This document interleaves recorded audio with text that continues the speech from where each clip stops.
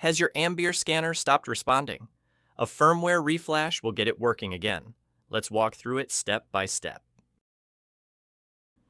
First, make sure Windows sees your scanner.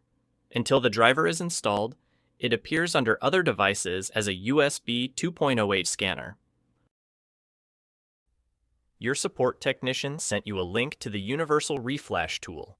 Download it and unzip the folder.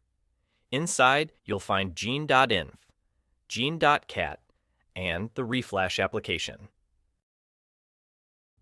We start by installing the low-level driver. In Device Manager, right-click your scanner and choose Update Driver. On the Browse for Drivers screen, select Let me pick from a list of available drivers on my computer. On the list of drivers, click Have Disk.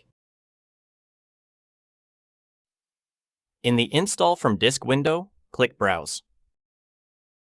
Open your unzipped Universal Reflash folder, select gene.inf, and click Open. Back in the Install from Disk window, click OK.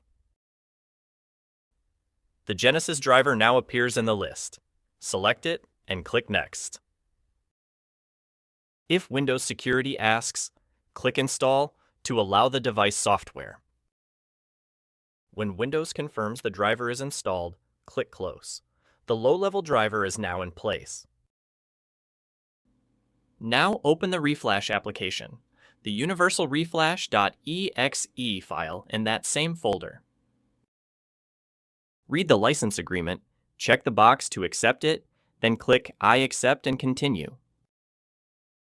The tool detects your scanner automatically and confirms it's ready for reflash. This step is critical. Check the label on the bottom of your scanner and select that exact model. The wrong model can permanently damage your scanner. With your exact model selected, click Reflash Firmware and keep the scanner plugged in throughout. The very last step is to unplug and replug your scanner after the reflash. That's it. Your scanner's firmware is restored. Questions?